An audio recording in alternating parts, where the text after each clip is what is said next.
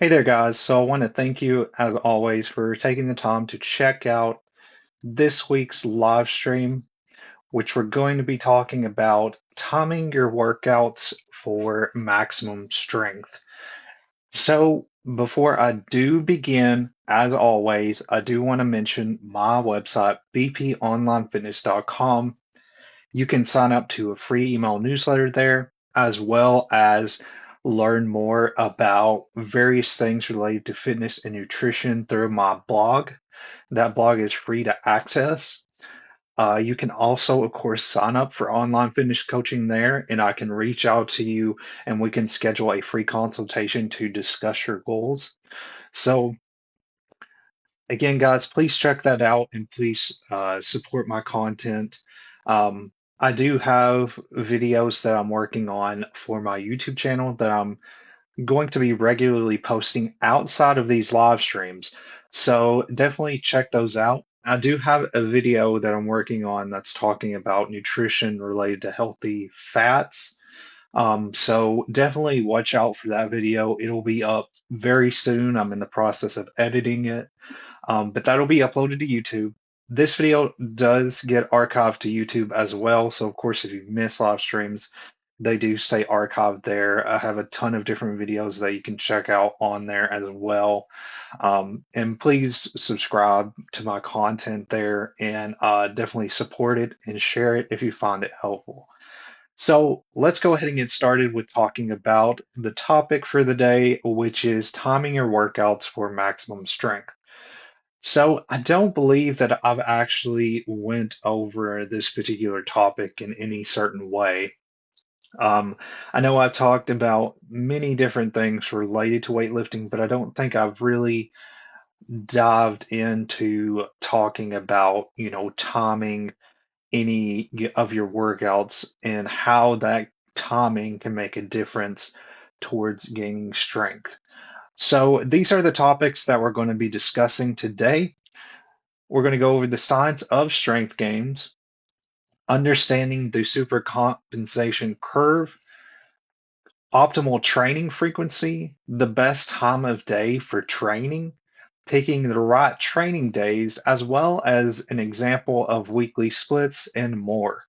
So these are all of the points that I'm going to go over today in this stream.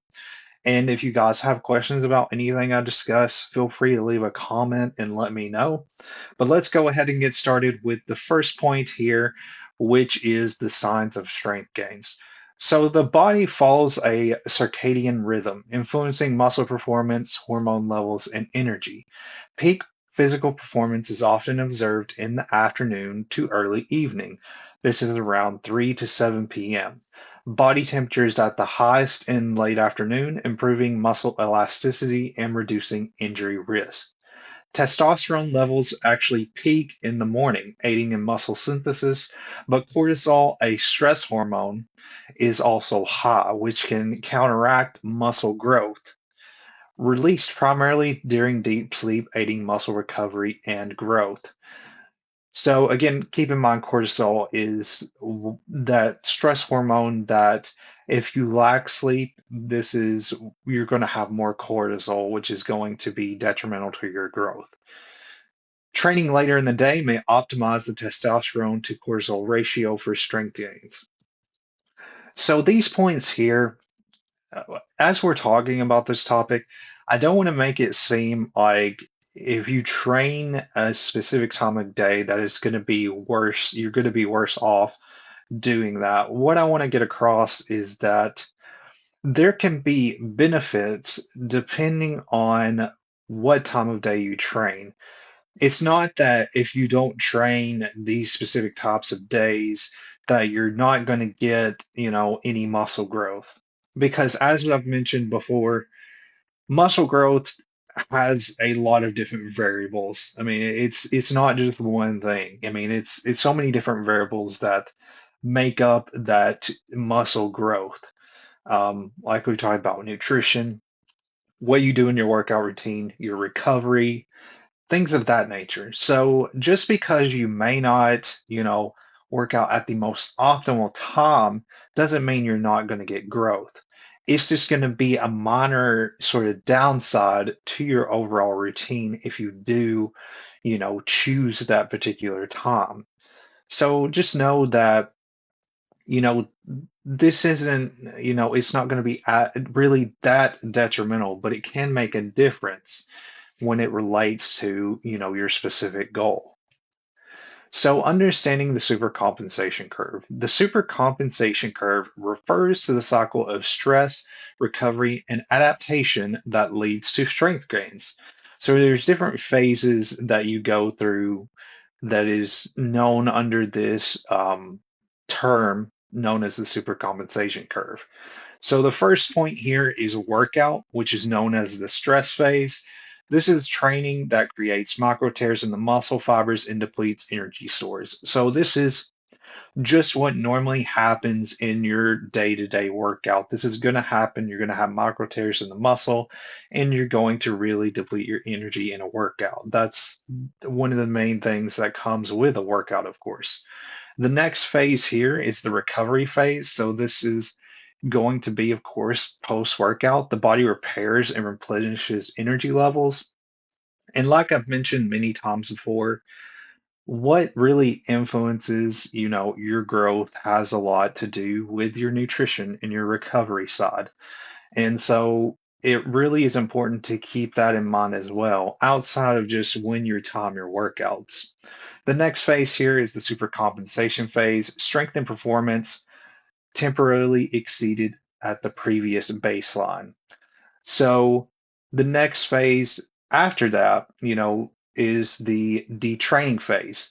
If another workout is not performed at the right time, gains diminish. So really what we're going across here and discussing is how basically when you get to a certain point, we're really going against our muscle growth.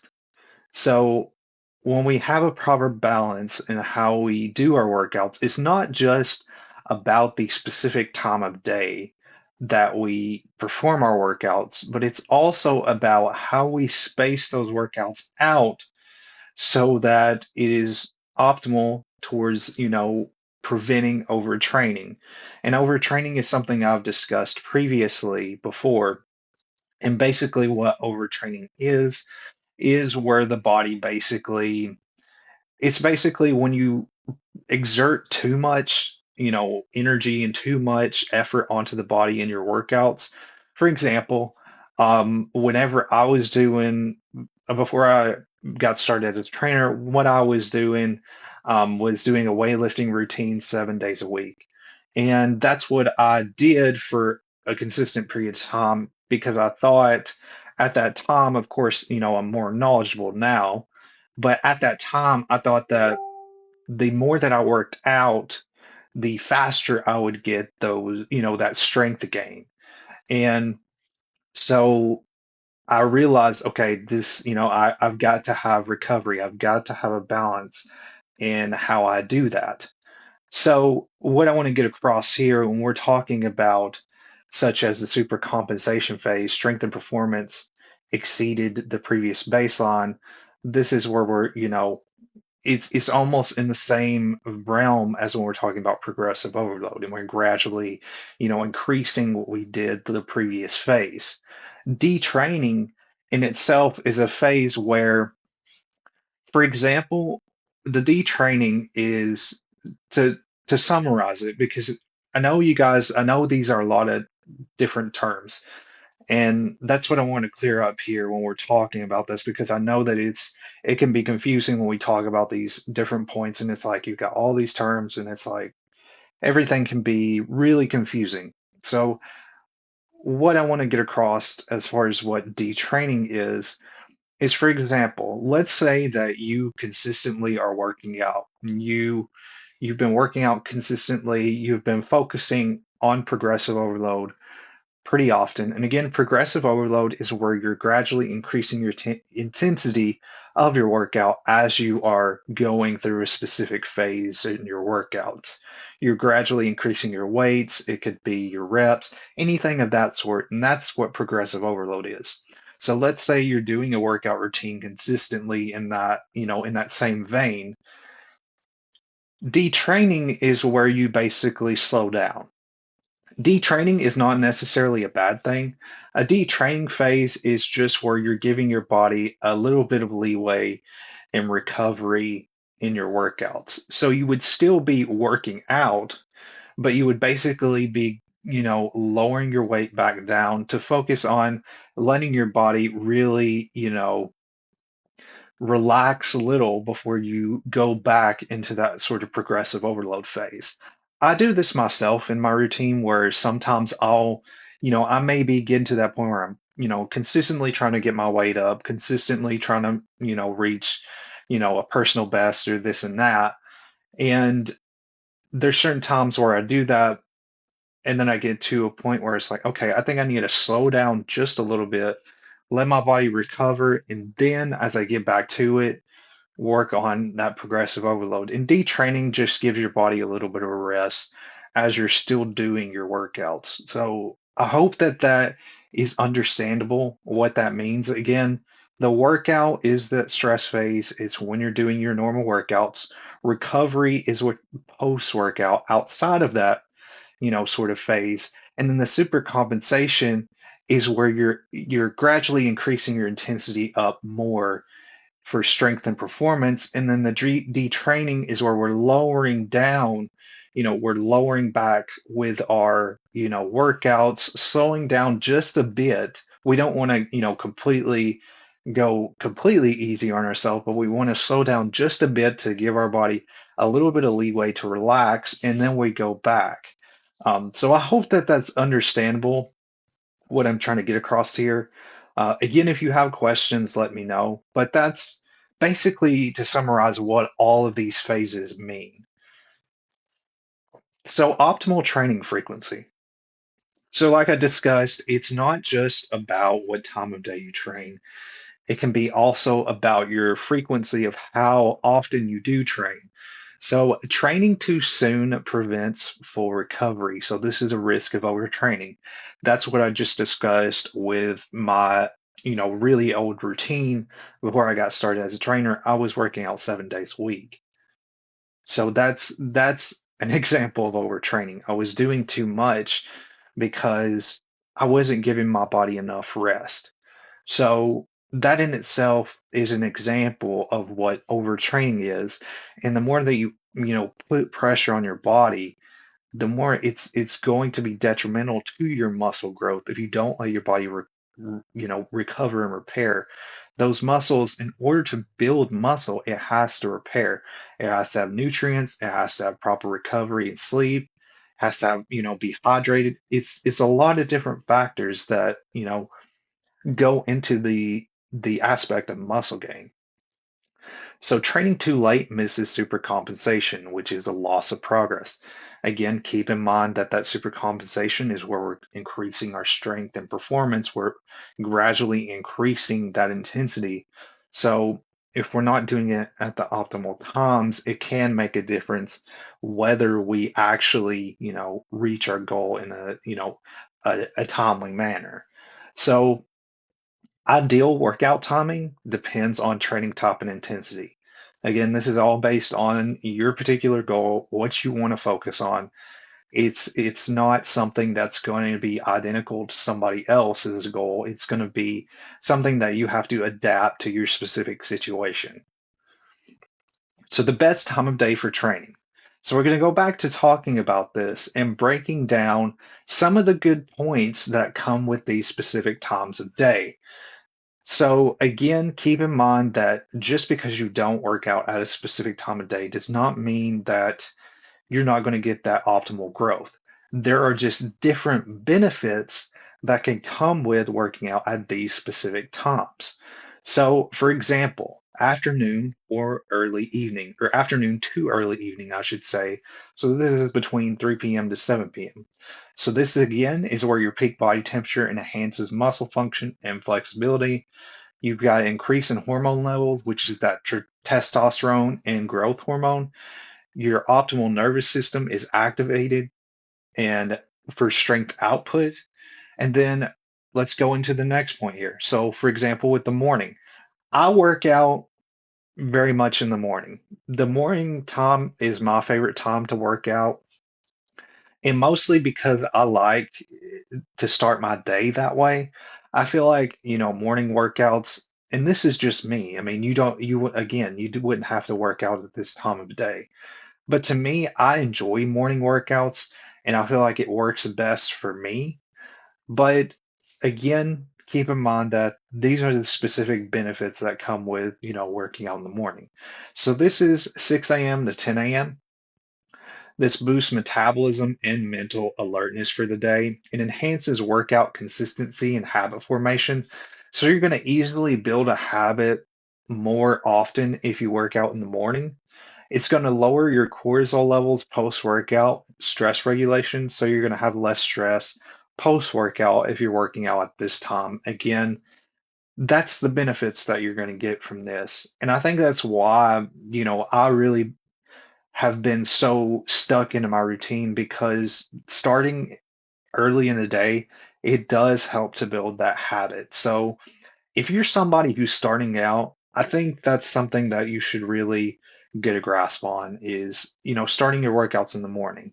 And you could change it later on. That's not to say that you have to work out at that same time every day, but it does help to have a specific time so that you are building that habit over time, if that makes sense. So at night, this is 8 p.m. to 10 p.m. This can be effective if well rested and fueled. It avoids a gym crowd, of course, allowing focused training. And this may impact sleep if done too close to bedtime. So I've actually worked out at night before myself. I've actually worked out whenever I used to work late at a job I had. I worked out at like 12 p.m. because I didn't get off. Well, it was probably around 12:30 at night that I was working out, and I didn't get off till 12. So, it took me like 30 minutes to get, to where I needed to go, or to get to the gym, I should say, after work. So I've done that before too.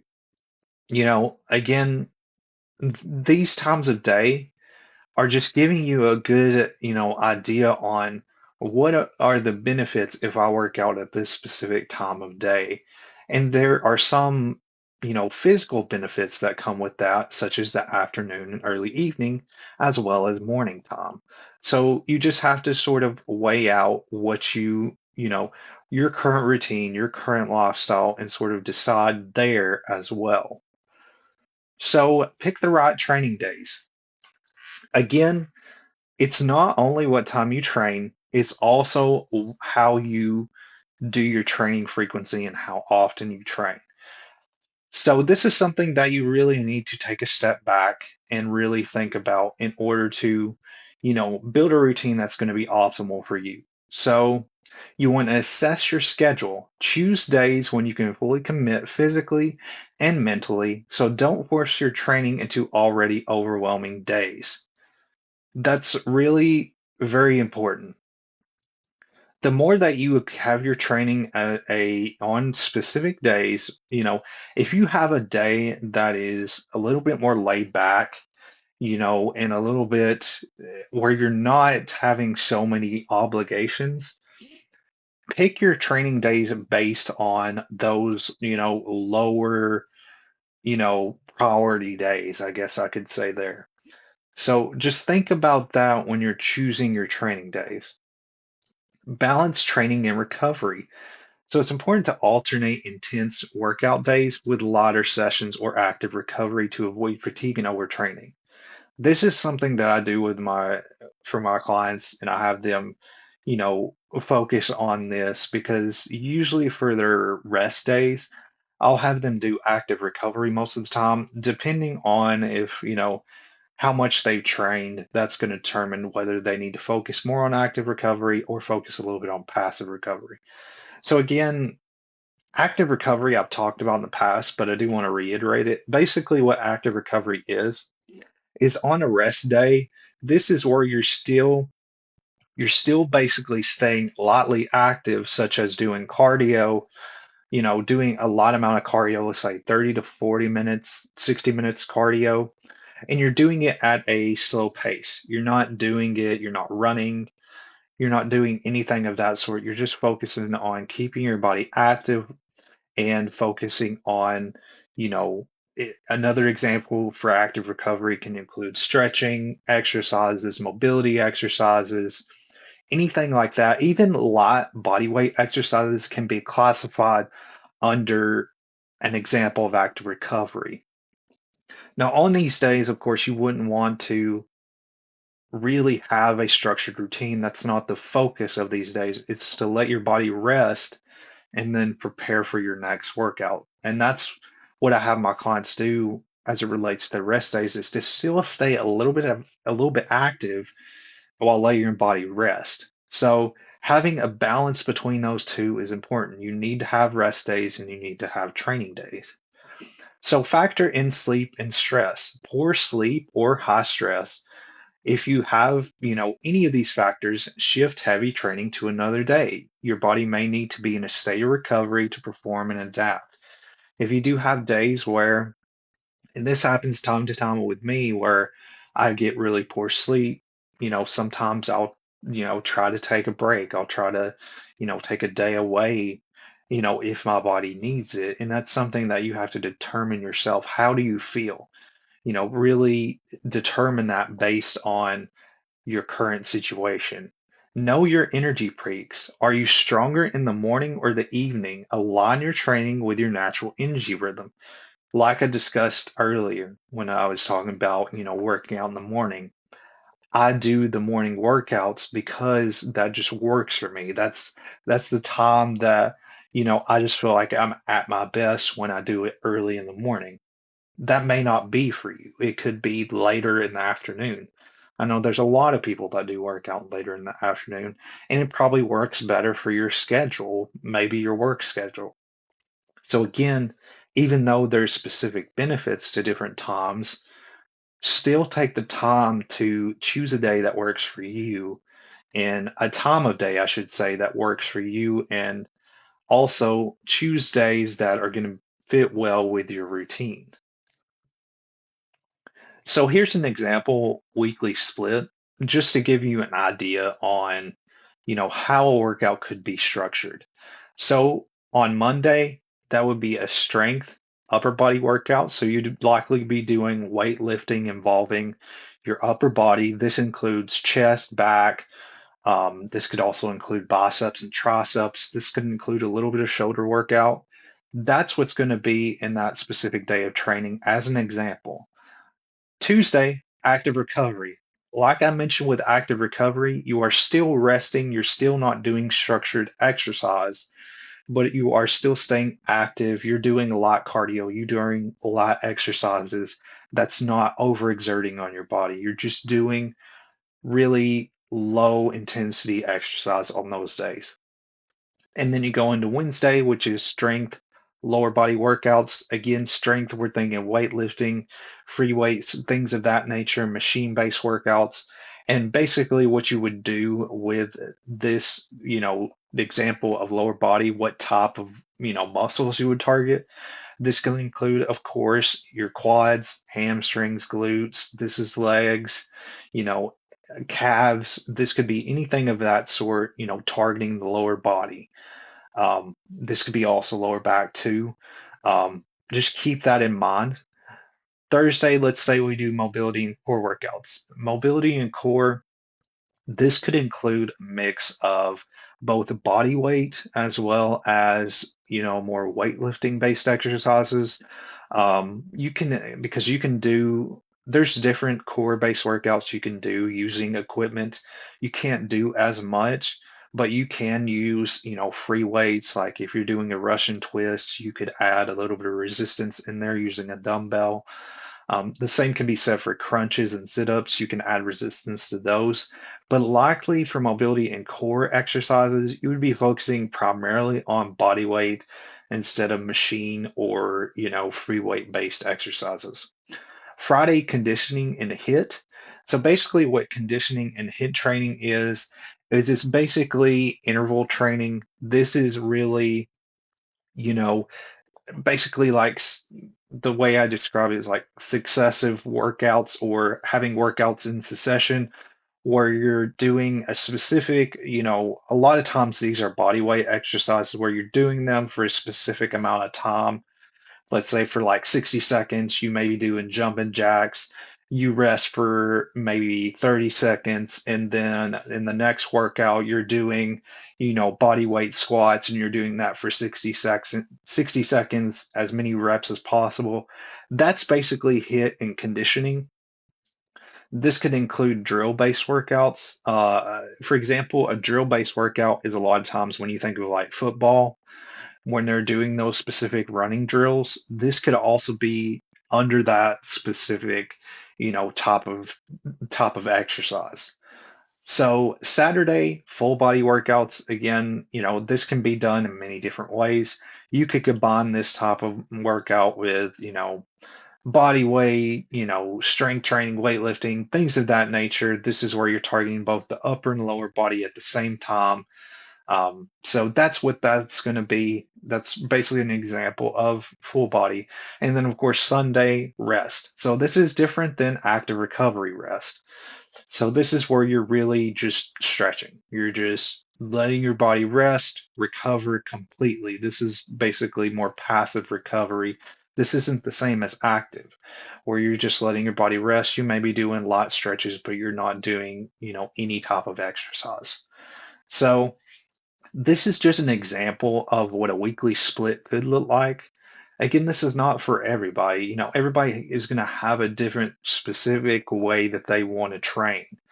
For example, I do my exercises 5 days a week, and I do them based on body part. Like I do it based on, when I start the week, usually it's back and biceps, chest and triceps.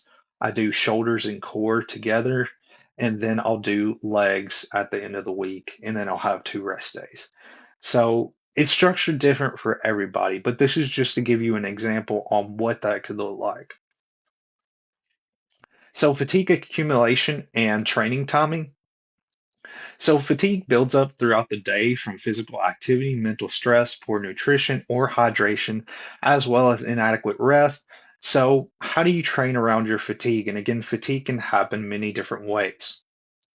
Schedule strength training sessions when energy is at its highest. Avoid back-to-back intense training days.